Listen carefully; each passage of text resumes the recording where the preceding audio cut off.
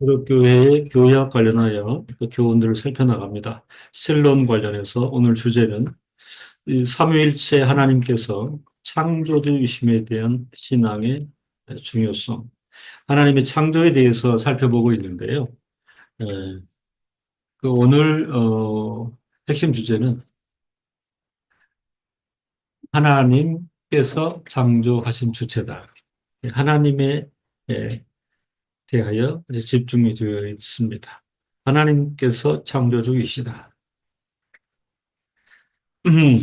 그래서 개혁자들은 이렇게 표현했습니다. 예, 하나님의 창조와 관련하여 이 초점을 맞춰야 하는 것은 창조 세계가 아니라 창조주 하나님이시다. 그죠?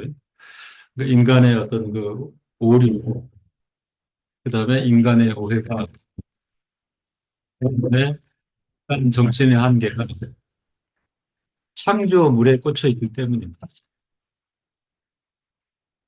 중요한 것은 창조 세계가 아니라 창조주 하나님을 바라보는 것이다. 그랬습니다. 그 지난 시간에도 우리가 살폈는데 사도신경의 본문 전능하사 천지를 만드신 창조주 하나님 아버지를 내가 믿사오며 그 사도신경의 내용은 어, 주체에 대하여 구체적으로 창조주시다 하나님이시다 아버지시다 이 존재를 내가 믿사오며 이 고백을 주목해야 되고 하이델베르크 교리문답 제9주일 핵심 문장은 우리 주 예수 그리스도의 영원한 아버지께서 바로 나의 하나님이시며 나의 아버지이십니다. 라고 해당 문장의 종속절로 하나님께서 모든 것을 창조하셨습니다. 예수 그리스도의 영원한 아버지께서 나의 하나님이시고 나의 아버지이십니다. 그런데 이 하나님은 모든 것을 창조하셨습니다. 그래서 굳이 주절에 대해서 종속절이다 이렇게 표현하고 있습니다. 하나님을 먼저 소개하고 그 다음에 이 하나님께서 세상을 창조하셨습니다. 이게 오늘 교회에 던지는 화두예요. 그죠? 우리가 그 연약하고 또 우리의 모든 감각이 제한적이어서 우리가 보고 느끼는 것은 다 창조물이잖아요. 그죠? 그리고 하나님을 알지 못하는 세상 사람들은 더더욱이 느끼는 것, 만져지는 것, 보이는 것이 전부다. 그것이 아니라 하는 것입니다. 하나님께서 우리의 창조자이시며 우리는 그분의 창조물, 이라는 사실은 도식이죠. 하나님께서 우리의 창조자시고 우리는 그분의 창조물입니다. 사실은 이 인식은 우리의 신앙과 삶을 위해 근본적으로 매우 중요합니다. 늘 우리가 느끼고 인식하고 고백하고 기도할 수 있어야 하는 것입니다. 하나님께서는 우리의 창조자이시고 우리는 그의 창조물입니다. 우리는 이 사실에 기초해서 그분이 우리와 모든 창조물에게 절대 주권을 가지고 계시고 이 시각 그죠? 네. 뭐 천체, 우주계, 지구의 그 모든 상황 그리고 뭐 동식물계 그리고 모든 그 공기와 가스 그다음에 지하, 해양 모든 상황 인간의 움직임 인간이 태어나고 죽는 이런 질서 이 모든 구조에 있어서 하나님께서 절대 주권을 가지고 계시고 우리 자신뿐만 아니라 모든 창조물이 창조주 하나님에게 의존하고 있다는 것을 신앙으로 고백합니다. 주권을 가지고 계시고 행사하실 때에 모든 피조물은 그 하나님께 지극히 의존적이라. 가장 그 이제 민감하게 와닿는 게 지금 우리가 호흡하잖아요. 그죠? 예, 무상으로 제공되는 그 산소를 흡입해서 호흡하는데 제공하시는 이가 누구신가? 음,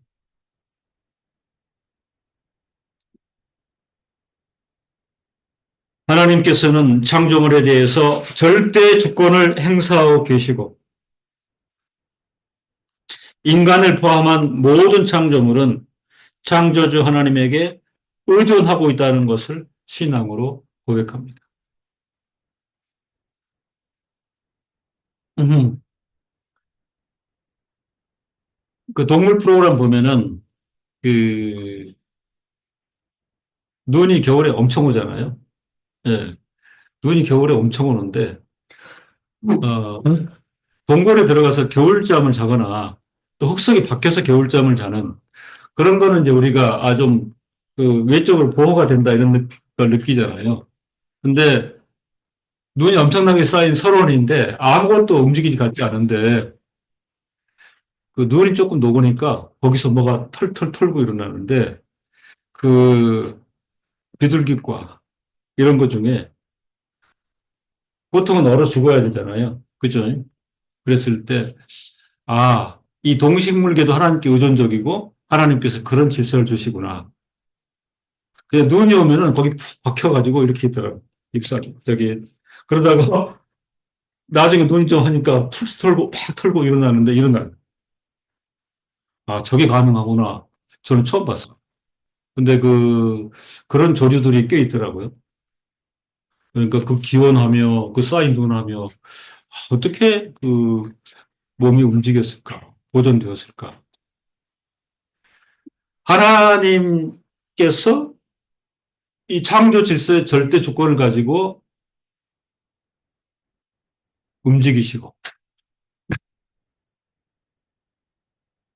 그 조류는 얼마나 의존적인 거예요. 그죠? 안 그랬으면 벌써 이제 죽어 없어졌을 텐데. 그래서 그 생명을 그 유지하는 그걸 제가 느끼게 되었습니다. 우리가 창조주 하나님을 믿는다. 창조주 하나님에 대한 참된 신앙 고백은 그렇기 때문에 동시에 창조물에 대한 모든 신격화와 우상화를 철저히 배격하는 것을 뜻합니다. 그죠? 그러니까 이게 논리에도 맞지 않고 하나님께서 싫어할 수밖에 없는 그 영역이 하나님께서 지어놓으신 것을 하나님처럼 경배하고 우상으로 여기는 그죠? 이 어리석음과 이 무지에 대해서 하나님께서 질타하신다 하는 것입니다.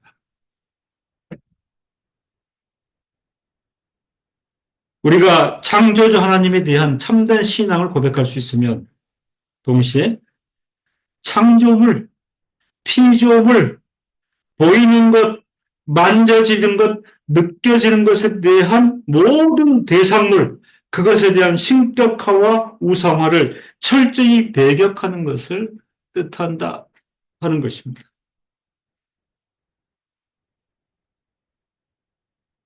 근데 이 신격화 우상화는요, 그 첨단 고급한 현대 문명을 부과하는 현대사회에서 점점 더 심해집니다. 그렇지 않습니까?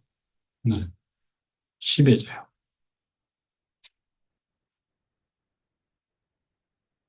몇 가지를 얘기할 텐데 우리가 좀 생각을 해보면 좋겠습니다. 창조주 하나님의 창조에 대한 신앙 고백은 인류 역사 안에 존재하고 있는 다음의 사상들을 배경합니다.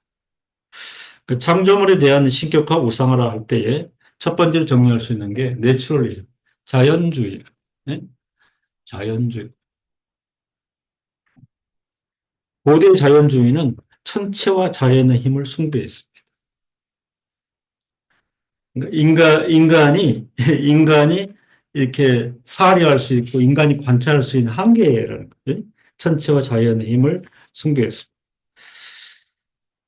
이스라엘은 주변에 있는 이방 나라들의 이와 같은 종교적인 특성과 지속적으로 마주했습니다. 그렇잖아요. 네? 태양신, 어머,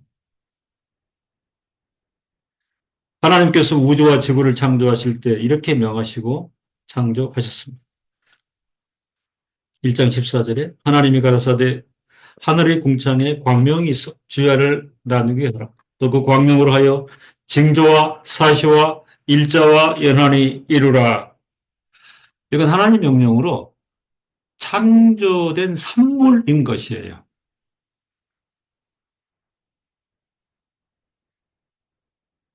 애굽인들은 궁창을 자신들의 신으로 경배하였습니다. 그죠? 그러니까 인류는 처음부터 이 방향이죠. 하나님이 궁창이 있으라 해서 궁창을 지어놓으셨는데 궁창을 섬기는 신적 대상으로 여겼다. 애국 문명이. 그들에 따르면 궁창은 무트라는 이름의 여신,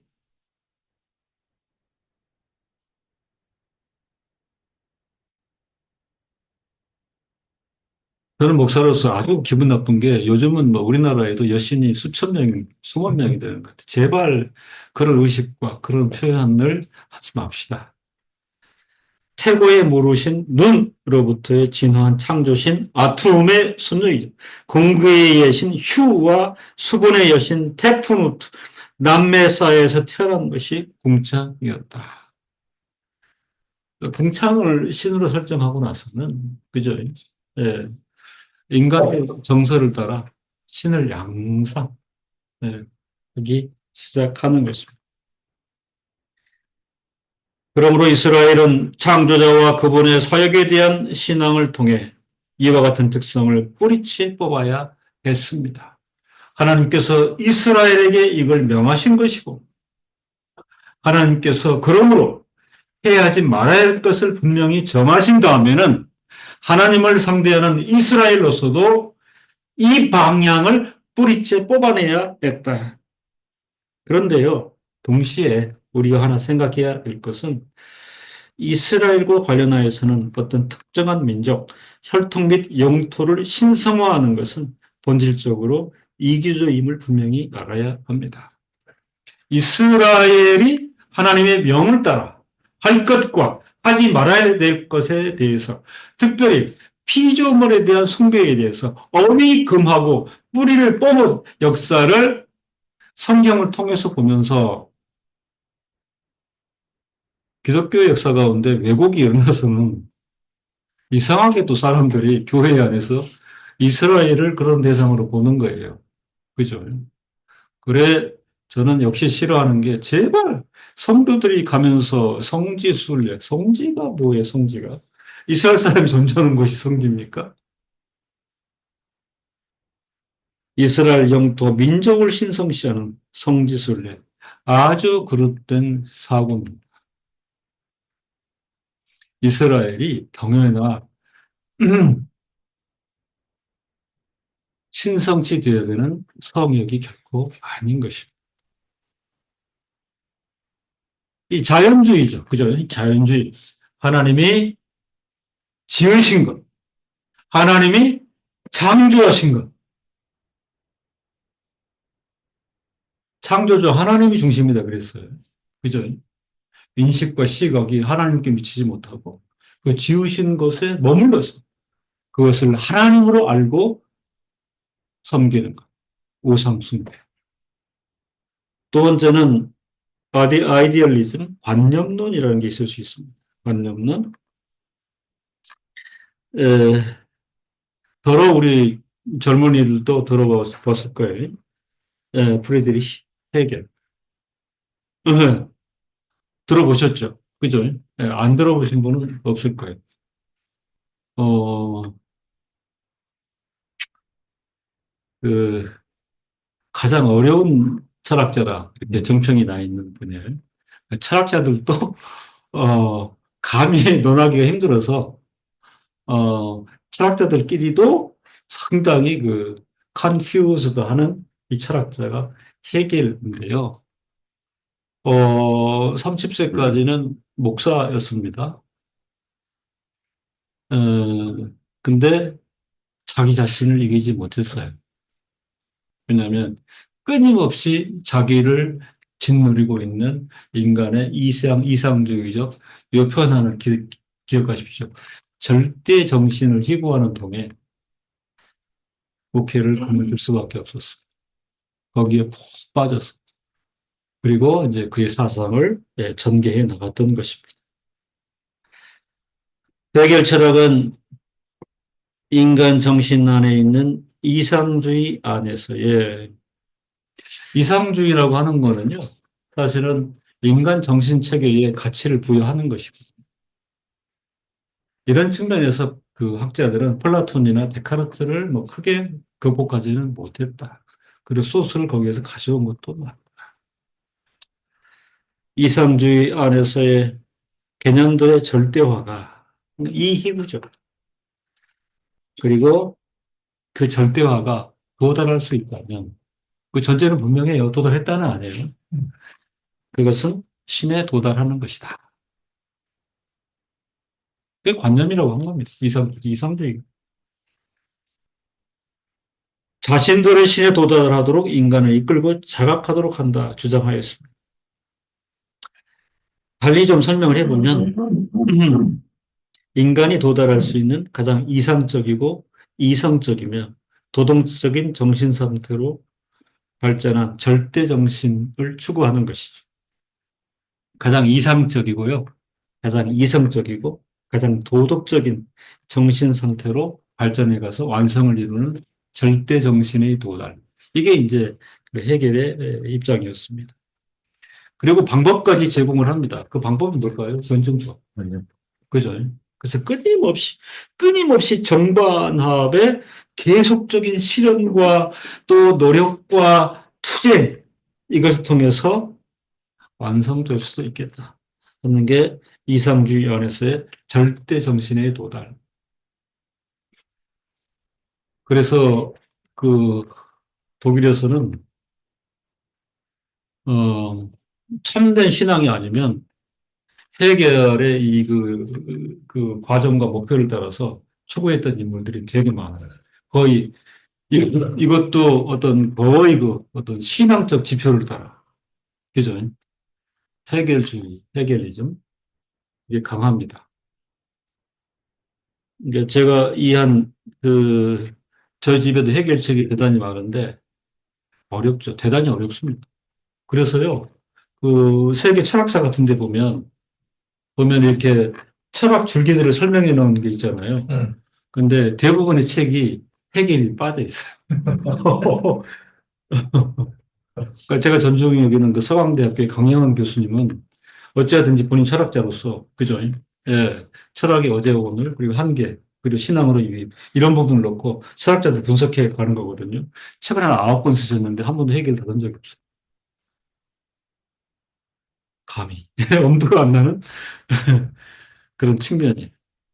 사실상 그 한국 분 중에 이 해결책을 번역한 것도 경의를 표합니다. 예. 이제 그런 분들은 본인도 정말 지난한 작업을 한 것이고요. 또 이렇게 시중에 내놔봐야 팔리지도 않아요. 그렇죠. 그렇죠. 그러니까 공중에 떠 있는 슈퍼스타. 이 프리드리히 헤겔은.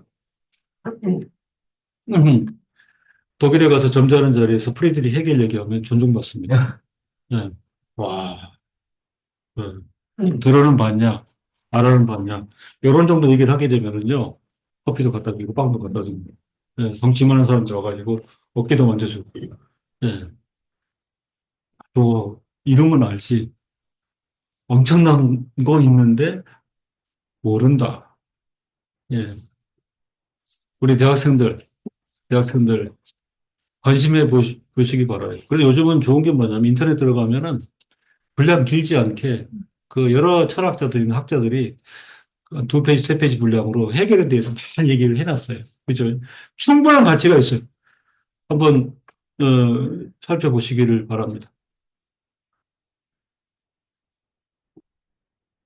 지금 제가 말씀드린 건 뭐냐면, 예, 창조주 하나님의 창조된 신앙 고백을 결정적으로 거부하고 있는, 그죠? 예. 그다음에 또 한 가지가 이제 이건 조금 우리 이제 그 시야에 다가오는데 유물론이라고 있어요. 머테리얼리즘.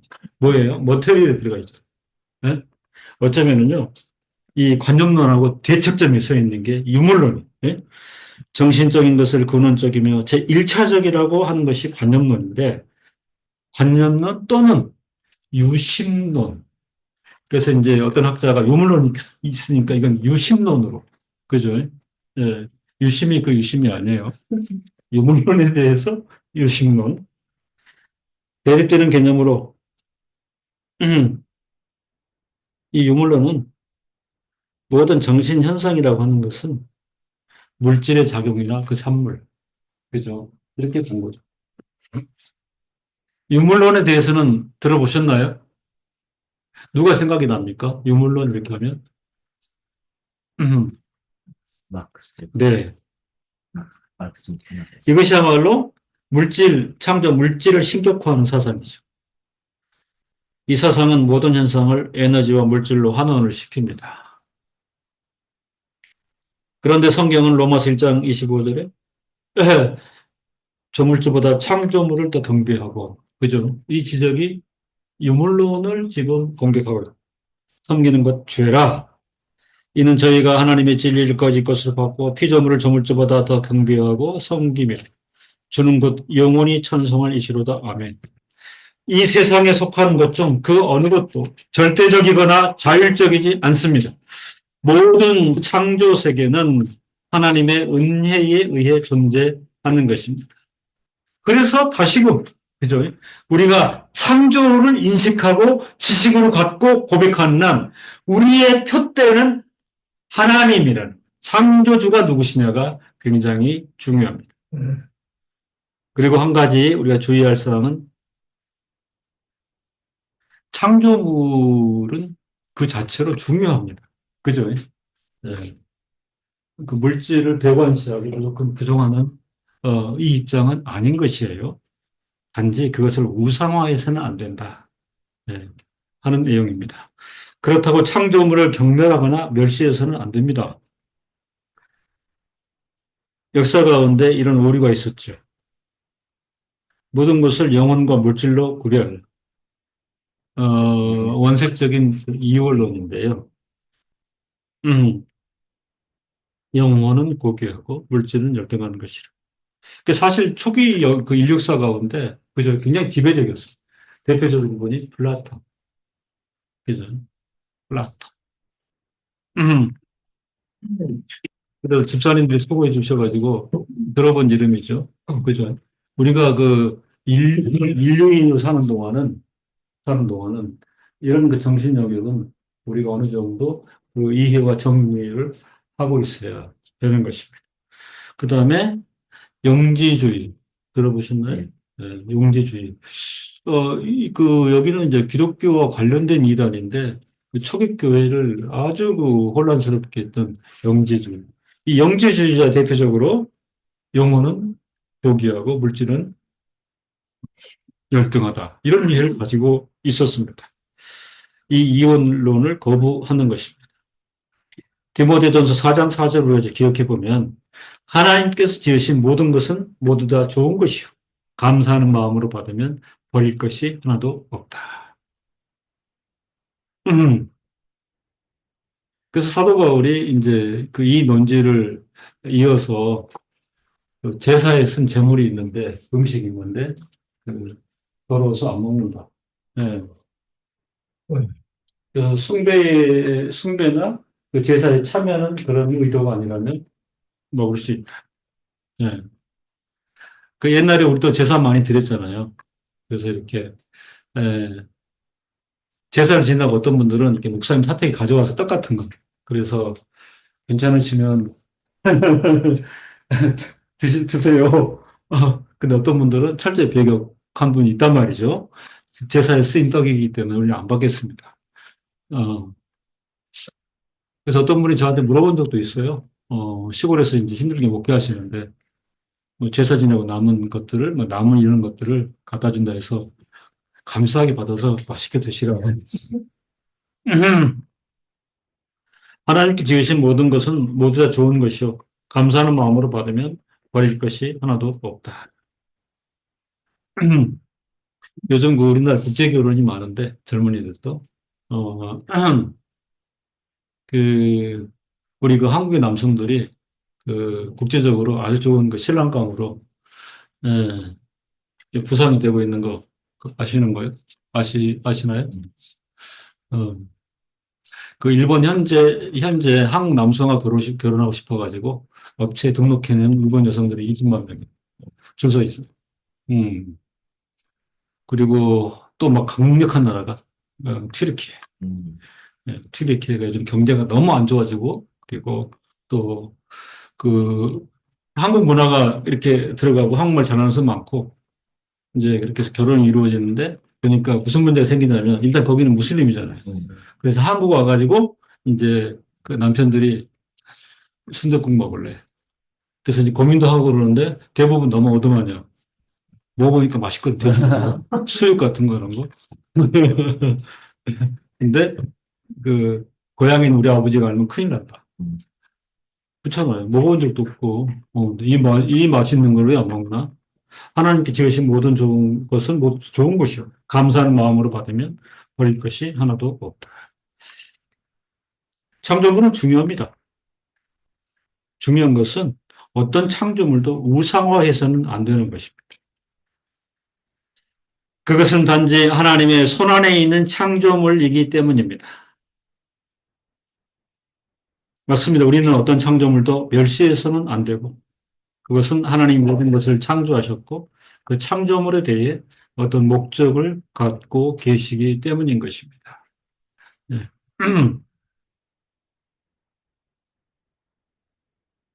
인간의 그 치명적인 오류와 범죄는 창조물 자체를 우상화하는 것이죠. 그죠? 구약에서도 성경이 다양한 부분으로 특히 그 칼빈이 이 부분을 굉장히 그 많은 부분을 할애해서 피력을 했습니다. 천체, 돌, 나무, 동물, 인간. 이게 전부 이제 창조물인데 이 창조물을 우상화하는 것은 파렴치한 일이다. 칼빈은 파렴치하다는 말을 많이 썼습니다. 창조물은 그리고 멸시해서는 안 된다. 이게 뭐냐면 사실은 우리가 받아 누리는 혜택이잖아요. 감사함이 있어야 한다. 그죠?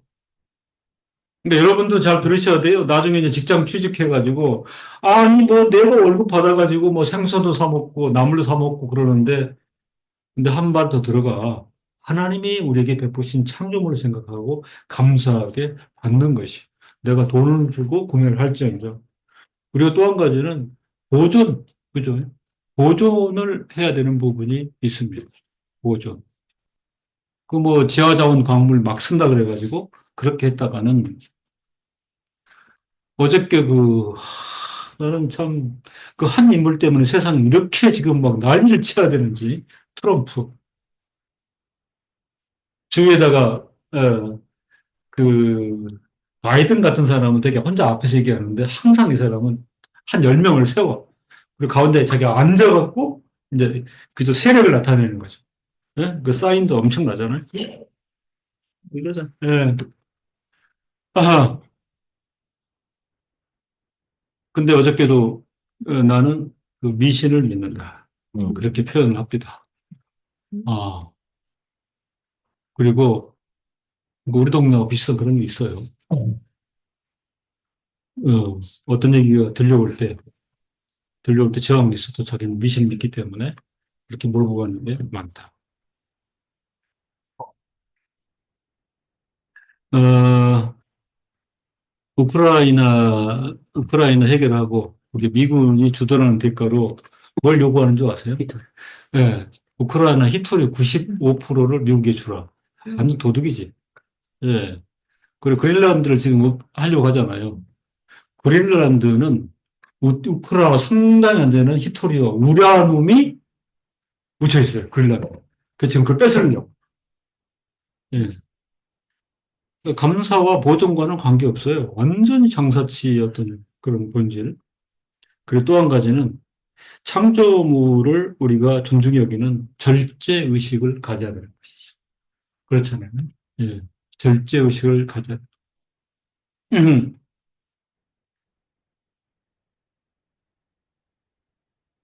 준식이 강원도의 양미리인가? 양미리 알지? 먹어봤어? 어, 구워서 먹으면 맛있고. 근데 그게 이제 남획을 하다 보니까 한 15년, 20년 전까지는 심지어는 바다에 안 나가고, 그죠? 바닷가에서 그 저기 펐다고 엄청 몰려와가지고, 소년들도 갖다 퍼서 너무 많이 몰려오니까. 어부들도 아예 그걸 잡지를 않았다. 근데 이제 남획 개색되니까 지금은 그게 이제 귀해졌잖아요. 그죠? 어. 그래서 이제 그 믿음의 사람들은 뭘 걱정하냐면, 그래도 우리 젊은 청년들이 결혼해서 애들도 낳고, 걔들이 써야 되는 히스토리와 우리한문과 광물이 있을 거 아니에요. 그리고 그 바다의 어류 같은 경우도 그죠? 새끼 때부터 다 잡아버리면 그때 가서는 이제 없는 거지.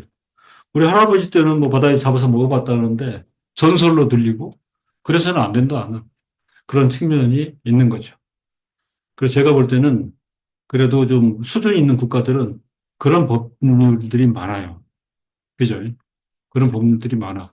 그러니까 그 어떤 건 잡을 수 있고 그뭐 그리고 그 유럽이나 미국 같은 경우는 이렇게 강이나 이렇게 바다에 고기가 있는데도 어떤 거는 절대 그물로 못 잡는 게 있어요. 왜냐면 그물로 잡으면 많이 잡잖아요. 반드시 낚시로만 잡아야 되는 게 있어요. 근데 이 그물을 쳤다 그렇게 되면은 뭐 감옥도 가야 되고. 예. 그리고 어떤 경우는 작살로만 잡아야 되는 게 있어요. 낚시를 안 하고. 그리고 어떤 거는 못 잡는 게 있는데 그러니까 그 어류를 채취하려고 그러면 공부를 엄청 해야 되더라고요. 허가도 받고. 그렇게 해서 이제 전체 어류 종류가 이렇게 그 남획 당하지 않도록 그리고 이제 그 포획하는 양을 제한한다든가 이런 부분들 예, 그런 게 있습니다. 감사와 보존, 절제에 대한 의식을 갖는 것. 창조물 자체를 우리가 그 존중히 여겨야 된다. 그 나물 같은 경우도 산에 가서 있다고 그 해버리면은 다른 사람이 누릴 수도 없거나 아니면 이것 자체 사라져 버릴 수 있는 그런 거에서 또 그 보존해야 돼요. 그러나 우상화해서는 안 된다 하는 것입니다. 이게 창조주의의 어떤 그 뜻이 반영이 된 부분입니다. 자, 결론적으로 창조물을 통제하고 관리함에 있어서 하나님께 주목해야 합니다.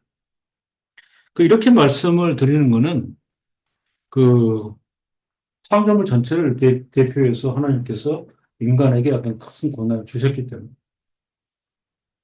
창세기 28장 인간이 땅을 정복하고 모든 생물을 다스리는 것과 관련하여 인간이 이 땅에 있는 모든 것을 아무 생각 없이 무절제하게 무제한으로 사용할 수 있다고 주장하는 것은 오류입니다.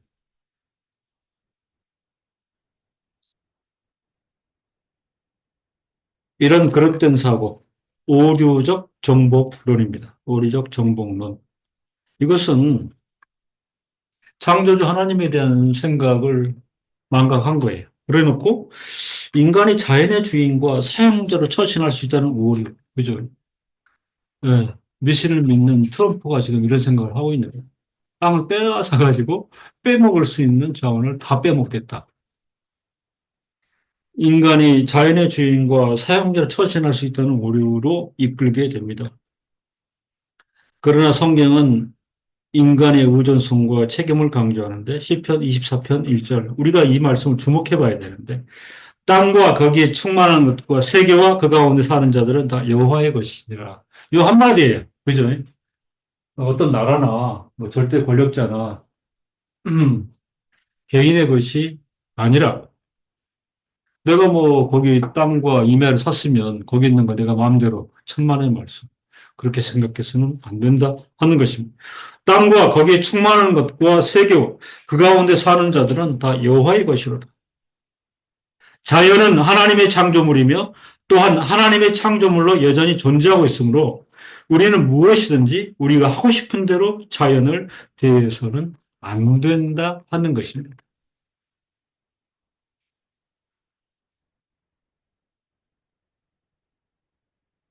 그래서 뭐 변명일 수는 있겠으나 그 어떤 분들은 그 주말에 이렇게 산에 가시는 분들 많잖아요. 그죠? 예, 건강을 이렇게 어떻게 생각하는 한국인들 중에 내가 올해 뭐 백봉우리를 올라가겠다. 이제 이렇게 하는 건 좋은데 그 서울 주변 주요 산들은 완전히 이게 산이 사람들로 이렇게 그래서 어떤 분들 산이 무너져 가고 있다. 산 생태계가 무너져 가고 있다. 그리고 이제 올라가면서 또 주인을 한다고 해도 예? 쓰레기를 양산하고 그래서 이제 수질도 오염시키고 또 화재도 발생하고 또 동식물계에도 사람들이 대량으로 이렇게 움직이는 예. 그래서 이제 할 수 없으니까 뭐 한라산 같은 경우는 어떤 기간 동안 휴식 기간 이렇게 두는데 근데 그 산을 찾는 수가 이제 갈수록 늘어가지고 음. 그러니까 이 부분도 이제 생각을 해서 그 어떤 분은 나라도 산에 안 가야 산이 건강하다.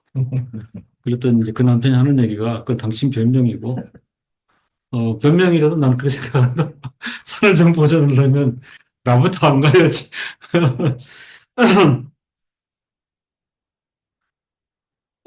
자연은 하나님의 창조물이며 또한 하나님의 창조물로 여전히 존재하고 있으므로 우리는 무엇이든지 우리가 하고 싶은 대로 자연을 대해서는 안 된다 하는 것입니다. 그러니까 이게 무슨 얘기냐면 인간의 오판에 따라서 큰 대가를 치를 수 있는 그런 부분인데요. 여러분 가끔 보면은 그 남미 그 아마존의 지류 큰 강들이 갑자기 코발트색 빨간색으로 변한 사진들 보죠. 대부분 그 원인이 뭔지 아세요? 그 주변에 광산을 개발했다가 대충 이제 따라가 난 다음에 비가 이제 뭐죠? 이 갱도로 스며들어가 가지고 이게 이제 이게 엄청난 뭐죠? 금속 이런 거거든요. 그게 이제 강물로 돌면서 빨간색이 되는데 물고기 다 죽고. 예. 그래서 지금 아마존 전체가 큰 위기에 있는 것입니다. 인간의 그런 무한대한 그 개발 욕구 때문에. 사도행전 17장 26절에 인류의 모든 족속을 한 혈통으로 만드사 온 땅에 거하게 하시고 저희 연대를 정하시며 저희 거주의 경계를 안하셨으니 그 말씀 연구하면서 이 사도행전 17장 26절에 그 제가 좀 제한적으로 이해를 했더라고요. 그죠? 그러니까 연대라 그 경계를 정하는 부분을 했는데 그 요 부분 창조물을 통제하고 관리함에 있어서 주의해야 한다 이 말씀을 칼빈은 이 말씀으로 풀었어요. 주의 절제가 필요하다.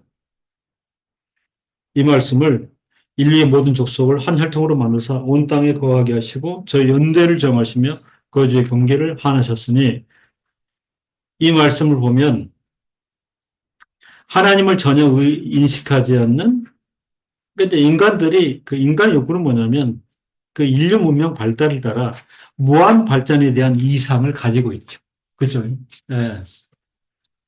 제어할 수 없는 욕구와 욕망을 가지고 지금도 실현하려고 어, 나라와 단체와 모든 기업들과 연구소가 매진하고 있는 것이 무한 발전에 대한 이상입니다. 그래서 이제 그것을 통해서 지난 세기 동안 폭넓게 진보해온 게 세계화. 그죠? 세계화. 예. 긍정성도 많이 부여했습니다만은 지금은 이제 그 한계에 봉착했어요. 그죠? 소위 세계화가 들이운 그늘이 너무 짙다. 그죠? 그래서 이제 인류가 큰 차별 가운데 있었던 것도 세계의 화두가 결국 잘 사는 나라는 엄청 잘 살게 만들고, 그죠? 못 살고 힘든 나라는 완전히 바닥으로 가게 하는 그 이제, 근거가 세계화에 있었다. 지금은 이제 이런 이해가 많습니다. 경제적으로.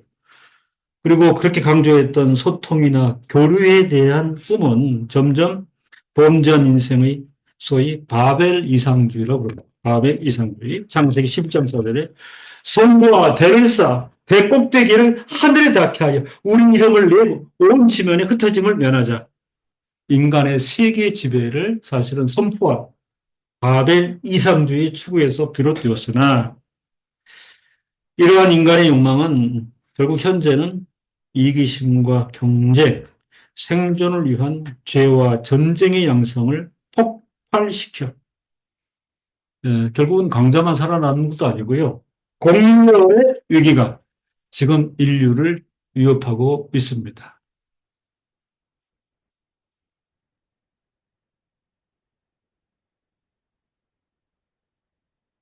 그 여러분들 그 쇼츠 이런 걸 보면 알겠지만 어, 한국의 첨단 무기가 지금 세계 시장을 지배를 하고 있는데요. 그죠? 음. 그 적어도 이 지상전을 펼치는 데 있어서 지금 한국은 전 세계에 없어서는 안 된다라. 그, 그 뭡니까? 그냥, K9 최신작. 예. 그러니까 미국이나 독일이나 이런 그 전차 강국 있잖아요. 이렇게, 이런 전차 강국이 하지 못하는 것들.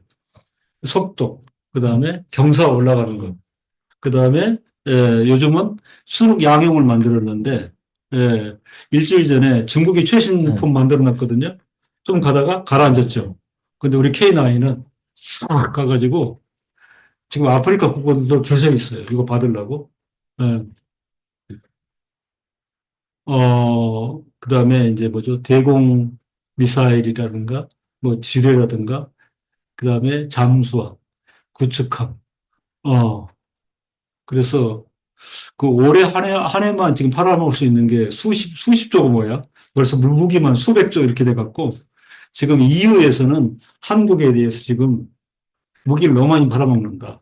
그 결과가 뭘 것인가? 그렇죠. 지금 우크라이나, 폴란드 같은 경우는 지금 유럽의 항공 무기로 지금 완전히 무장을 새롭게 하고 있잖아요. 이 전차를 막 200대씩, 200대가 한 나라에 들어가는 것은 한 나라 지상군의 전체 무기잖아요. 그 한국이 다 무장을 시켜주는 거죠. 예. 그래서 아, 좋다. 자부심이 생긴다. 이렇게만은 이게 볼 수 없는 상황인 거죠. 그렇죠? 이심과 경쟁, 생존을 위한 죄와 전쟁의 양상을 폭발시켜 공멸의 위기 앞에 서 있다. 이렇게 볼 수 있습니다. 바벨 이상주의라는 말씀을 드렸고, 이런 바벨 이상주의 의도를 철저히 견제하여 하나님께서는 단죄하셨습니다. 창세기 11장 7절. 자, 우리가 내려가서 거기서 그들의 언어를 혼잡케 하여 그들로 서로 알아듣지 못하게 하자. 사실은 이 말씀을 비춰보면 그 지금은 사실 그 언어적 장애라는 게 별로 문제가 안 되죠. 그죠? 뭐 주어 어플도 나오고 그래갖고 어느 나라 어디를 가도 이제는 언어가 문제가 안 된다. 예, 기술의 승리다. 그렇게만 보기에는 우리가 이 말씀을 들여다보면 자, 우리가 내려가서 거기서 그들의 언어를 혼잡케 하여 그들로 서로 알아듣지 못하게 하자. 이 말씀에 대한 성찰이 필요합니다. 창조물을 통제하고 관리함, 문명사가 발전하는 전체 역사를 보더라도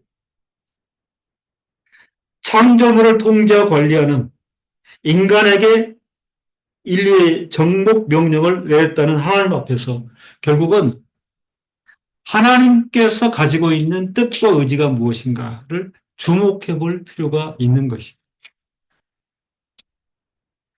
창조물 전체에 대하여 그 창조물을 보존하시고 경영하시는 경륜을 바라고 계시며 인생들로 하여금 그 교훈을 따라 순종하고 지극히 절제할 것을 요구하시는 것입니다. 창조주 하나님께만 집중하고 순종 일념으로 살아가고 창조물을 대하여서는 지극히 절제적인 자세가 필요한 것입니다. 오로지 창조주 하나님만을 경배하며 그가 베푸신 창조물과의 관계에서는 지극히 조심스러운 자세로 다가가며 하나님을 경외하고 말씀에 순종하는 자세가 성도의 도리인 것입니다. 기도하겠습니다.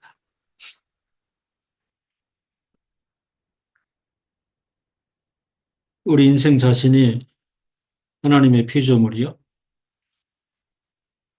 우리와 더불어 하나님께서 지구 창조 시 베풀어 놓으신 모든 물질계, 그런 것들을 인생이 대입하여 다스리도록 허락해 주신 것을 압니다. 하나님 아버지, 인생이 참으로 원죄 자범죄 이후로 이런 하나님을 경배하는 본질을 저버리고 지어놓으신 그것을 우상으로 숭배하는 그런 큰 범죄를 저지른 것 저희가 인식합니다. 하나님 아버지, 창조물이 있음에도 우리가 주목하고 관심하고 경배해야 하는 대상은 그것들을 창조하신 창조주 하나님이심을 이 시간 깨닫습니다. 오로지 순종 일념으로 하나님을 경외하고 창조주 되심을 우리가 성찰하고 찬송하는 일을 계속할 수 있도록 우리 심령을 감동하시고 창조해 주신 것을 감사하되 그것을 보존하고 절제하는 일이 또 하나님의 뜻인 것임을 저희가 깨달아 그 자세를 견지할 수 있도록 인도하여 주시옵소서. 예수님의 이름으로 기도드립니다. 아멘.